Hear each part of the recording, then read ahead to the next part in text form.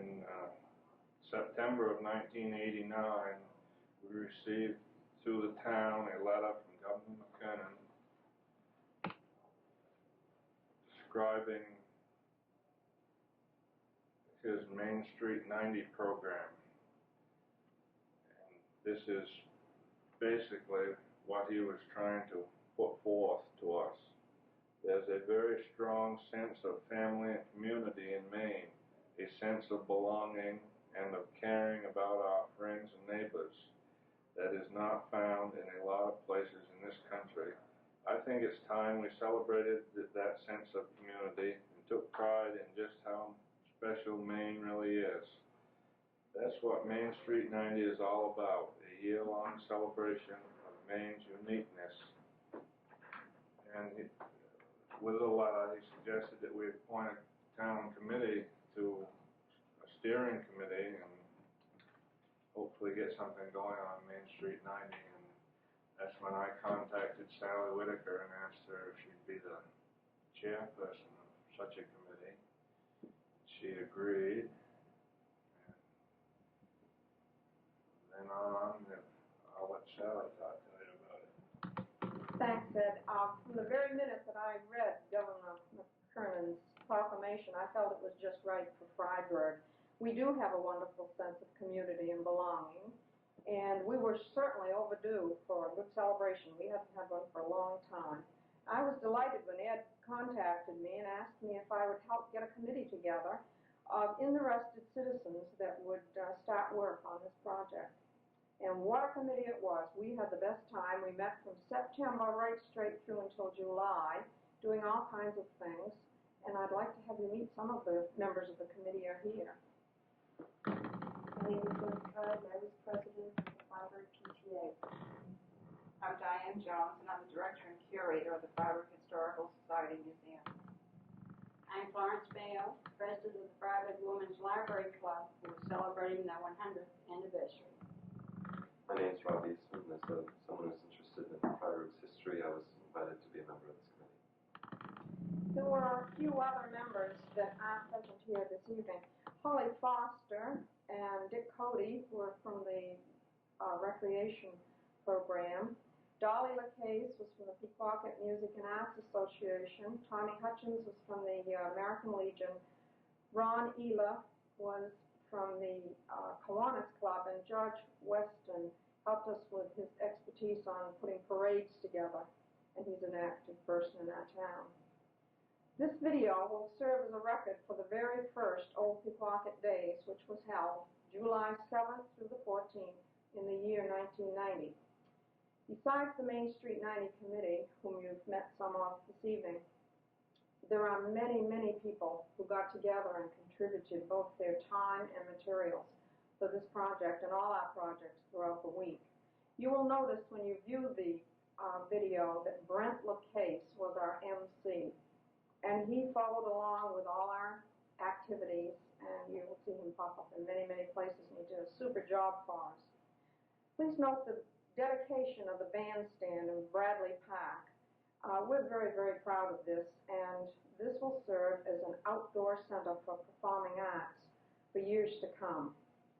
Phil Andrews was the chairman of the Bradley Park Committee, and Representative Peter Hastings were there, and they both spoke and cut the ribbon for us. Ken Thompson was one of 75 Fry descendants who attended and gave us a lot of information on General Fry's life, along with Rob Eastman. The replica of the horse-drawn railroad was built by Ed Jones, and he and his son, Erlen, gave rides all week long, and we hope to see that out at least every summer. The Freiburg Women's Library Club, which Florence told you about, was working on their 100th anniversary, and they really worked very hard and did a super job for us. The honorary marshal for the parade was George Roberts. He was the only living World War I veteran that we have right now in Freiburg. Towards the last of the week, the carnival and the craft fair down at the recreation field on Bradley Street was well received, and we had a wonderful time. At one of our meetings, one of our committee members, Dolly LaCase, came up with a phrase that seemed to sum up the feelings of the committee and what we were trying to accomplish. It went like this: Old Pequawket Days, demonstrating the pride we have in our town's past and the confidence we have in its future. And we feel that we did succeed in doing this. One last thing. Thank you very much, Steve Smith, for diligently running around and taking this video and making it a lasting remembrance. Thank you very much. I'm very, very pleased to see such a great turnout today on such a beautiful day.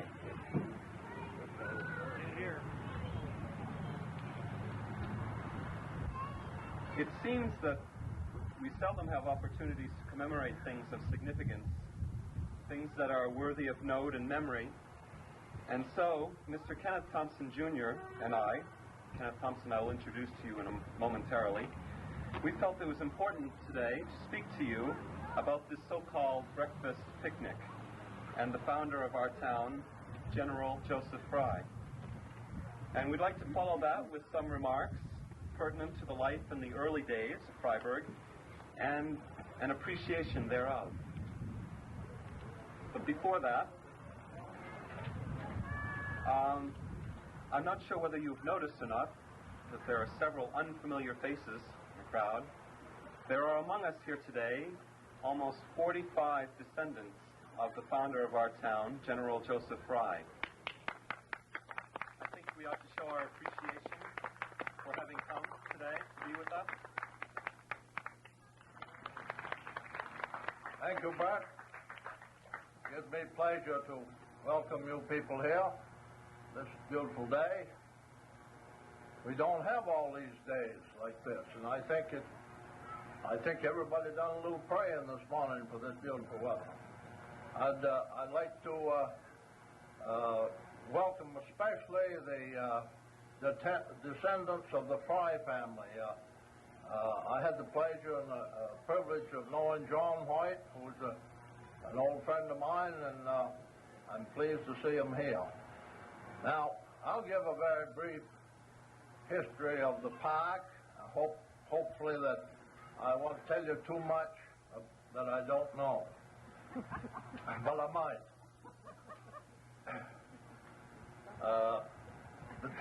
This park was deeded to the town of Freiburg the 13th of April in 1920 by Mrs. Mattie Bradley Matson, Minnie Bradley Matson. Her father was Dr. Bradley from Philadelphia, and they spent the summers here. I learned the other day that this was originally called Brown Hill, the first name that it had. This was when this was part of Brownfield, and Captain Harry Brown either lived where George Weston lives, or else he lived up here at the Osgood place. That's some of the things that I'm not sure of.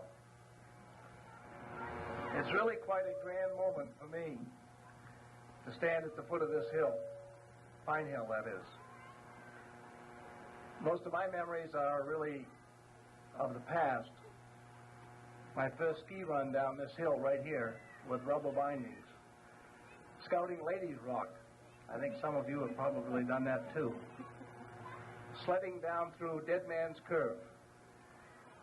Dickie Goff's Broken Lake. The early Legion carnivals that were held here.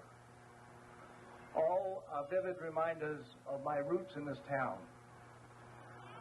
Yet today, we gather as neighbors and friends to renew our commitment to this community, this town of Freiburg, not east, west, north, or south,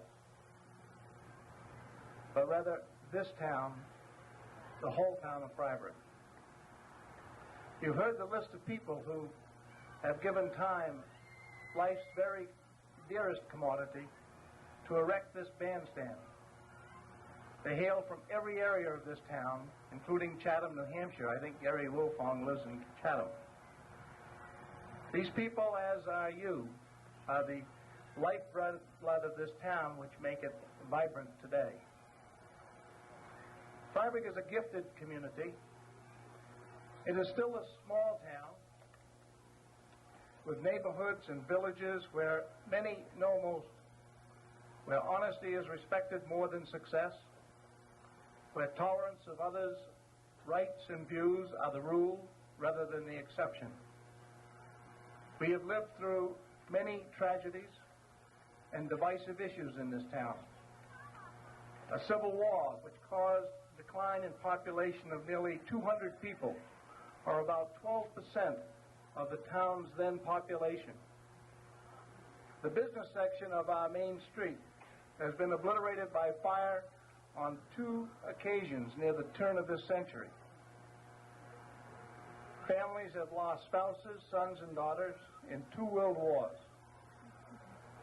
Most families were separated from lovers for many years.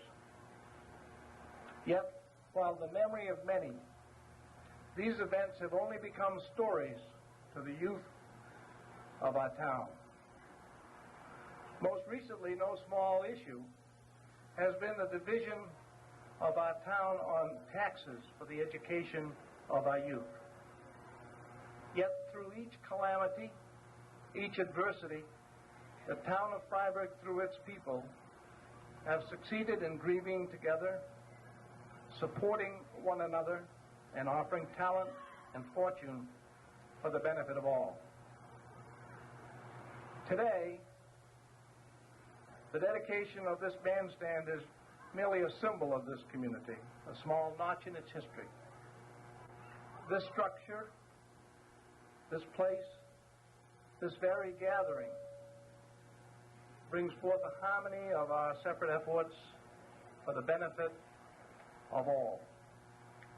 We who gather and this bandstand are merely a symbol of a spirit that was created in adversity by the pioneers who stalked the hills and settlement of this area, a symbol of the perseverance of those people whose goodness and sharing have dominated our homes and our lives, and a symbol of a common bond of our people which is nourished with sincerity, honesty, and respect for one another. Today, without exception, we can certainly praise ourselves and congratulate ourselves for our accomplishments, our perseverance, certainly the construction of this bandstand, the gathering that has been arranged today. We can all take pride that this has been done, this has been built. We can be happy, certainly we can relax in the beauty of the moment. Yet it is truly our responsibility to self and to neighbor that we reaffirm and we rededicate ourselves to the spirit of our community.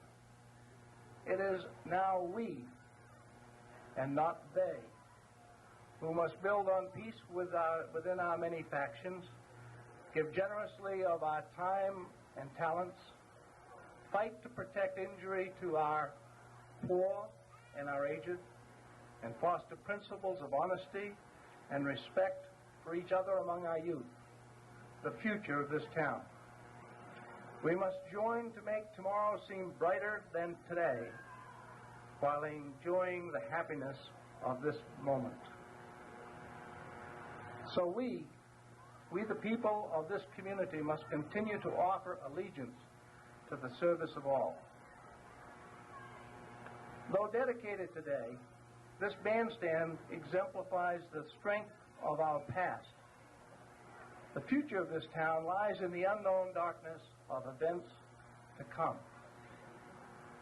We here can speculate and conject as to these events which will map our future, but we know them not at all. So it must be we who recommit ourselves to the spirit, the perseverance, and bonding by which this community has survived and grown through 2 centuries. As the 3rd century of history in Freiburg enters the next millennium, we must strive to foster those principles of community which give us strength of purpose while learning and changing to grow from the new. Still, we need to remember that our community is but a combination of our personal faults and strengths. It is we, then, who must be challenged to continue neighborliness, to laugh together not for the satisfaction and success of our new bandstand, but because of the fun and excitement of this gathering, and to weep not because of the losses in our past, but because of the joy that we have been given so much. It's a wonderful moment today to think about the history of this town. And yet, if you will look at the honor roll, you will check and see that the number of names in the War of 1812 for Freiburg equal those who served in the War of World War I. This town has had a long-standing history, and we are just a part of it. And so it is up to us to pass this on to the future. Thank you, and have a great day.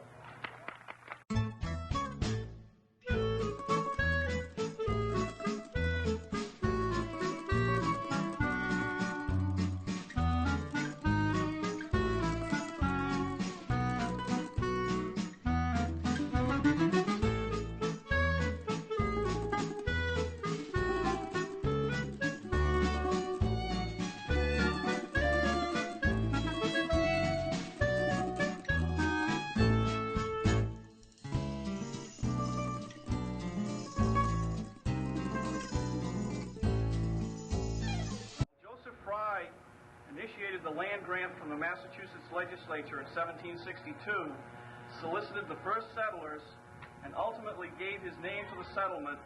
Many families over many generations have played difficult and significant roles in Freiburg's development, from frontier settlement to country village to 20th century town.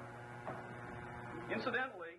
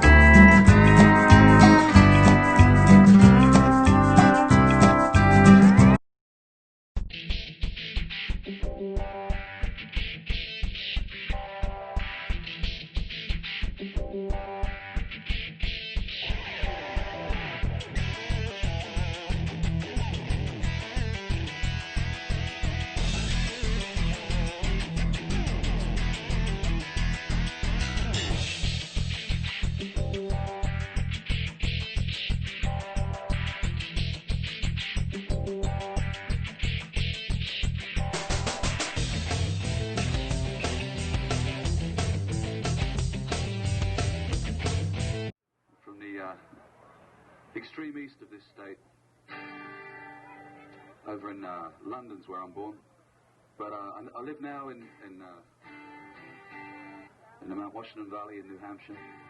I like to sing Irish music. Here's the first song. This is the story of the Gypsy Rover, and if you find yourself wanting to join in, the chorus consists of these words: "Ardy-doo, ardy-doo-da-day, ardy-doo, ardy-day-dee. He whistled and he sang till the greenwoods rang, and he won the heart of a lady." This song's kind of unique because it's got a happy ending. Not many of these ballads do.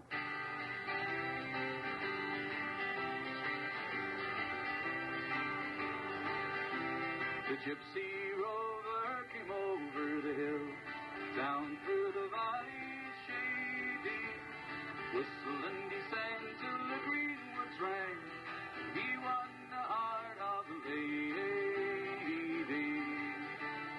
Ah-day-doo, ah-dee-doo, ah-day, ah-day-doo, ah-dee-day-dee. He whistled and he sang till the greenwoods rang, and he won the heart of a lady.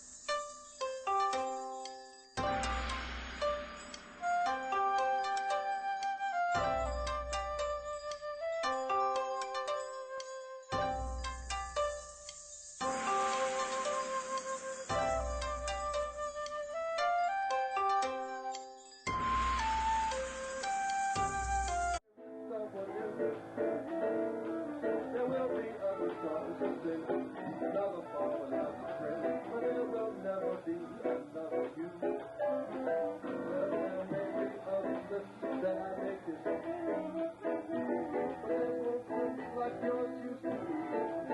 Oh, I make dreams of every dream. How can they come true if they will never end?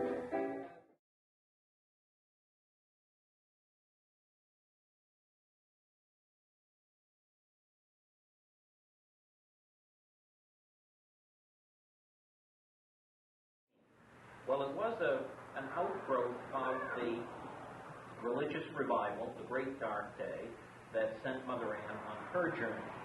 The first to receive the Shaker Gospel, so to speak, was a man named John Cotton, who was living in what is now called Alfred, Maine.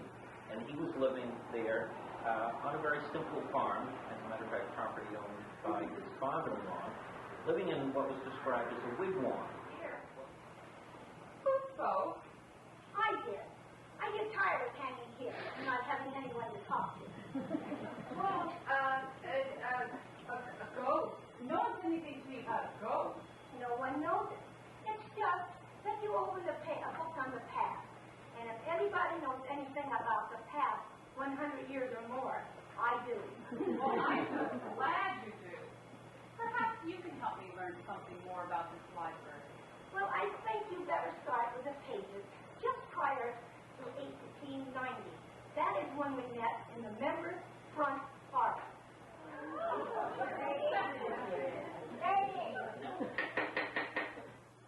we be seated? Hold, you sit here and take notes. Will you please write to our guests and thank them for their counseling? Sorry they couldn't stay longer. Oh, that's Mrs. Cornell, ex-president of the Ladies' Library Club of Kalamazoo, Michigan. I love the Kalamazoo. Mrs. Cook, vice president of the Women's Club of Orange, New Jersey. Too fancy for a woman her age. Miss Barrett of the New England Women's Press Association of Boston, and Miss Alice Morgan. I like my hat better. Of the Women's Club of Philadelphia, Pennsylvania, Matilda, why don't you sit there? Come, ladies, we have much to accomplish.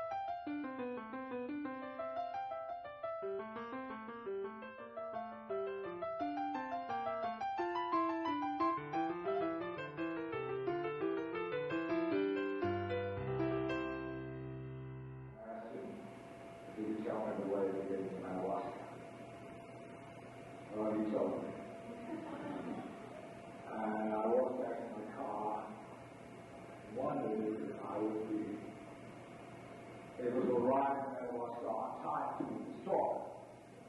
So I looked at my watch, and my watch stopped. And there I was, there was the biggest paper mistake, and I didn't know whether or not I was or what time of day it was.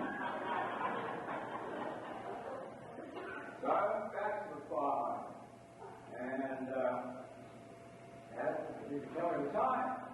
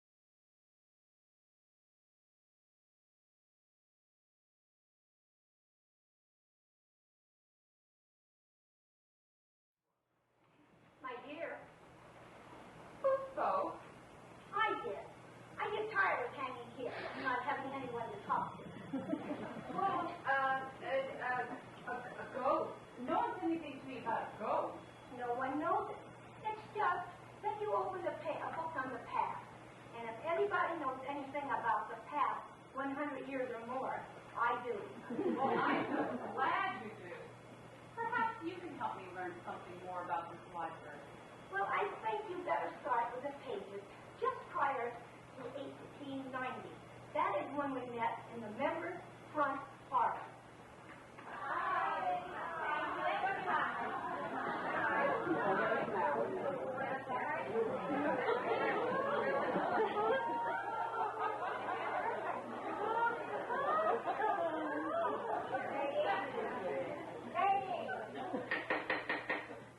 Shall we be seated? Oh, you sit here and take notes.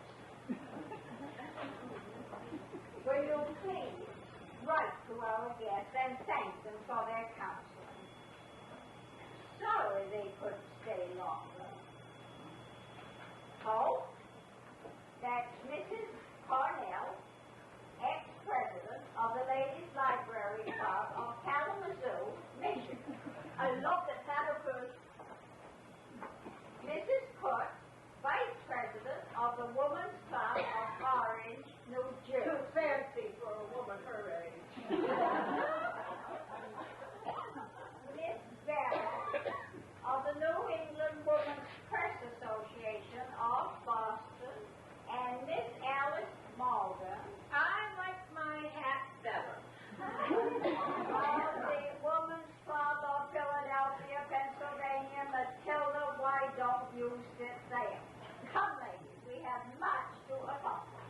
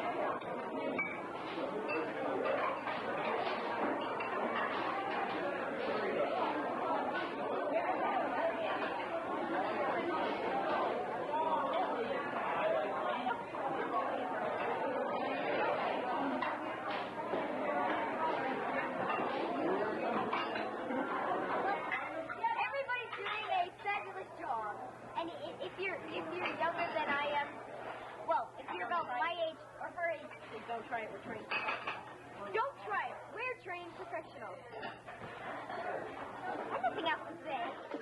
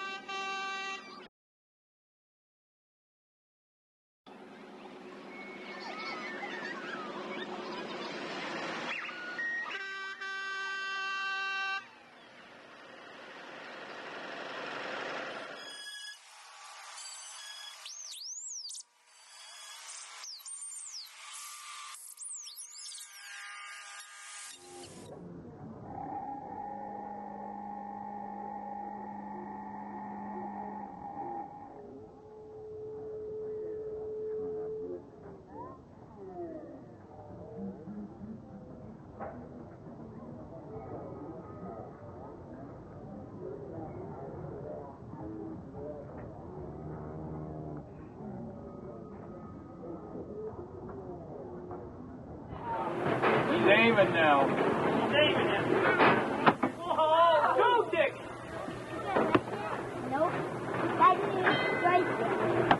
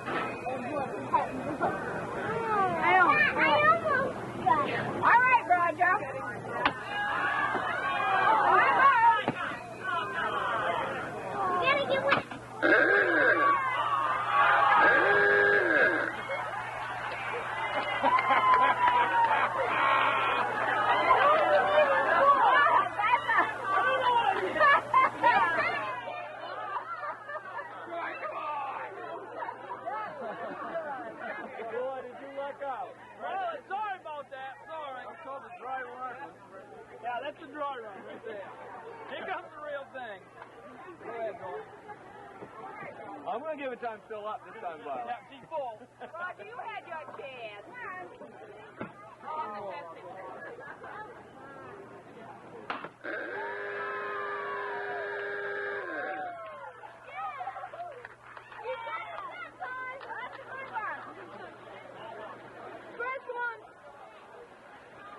Working on it. I'd like to take just a minute and thank everyone who's been involved this week. The Main Street 90 Committee for the town of Freiburg, everyone who helped build the grandstand over in Bradley Park, and if I've forgotten anyone tonight, I apologize for it. I especially want to thank Sally Whitaker sitting down here below us, and if it weren't for Sally, this week wouldn't have happened.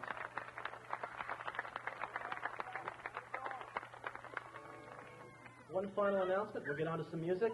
Devon Square has records, tapes, and CDs with them. If you care to buy an album after their concert, they'll be available, so come on up, stop by, and support your local artists. And I think with no further ado, here's Atlantic recording artist Devon Square.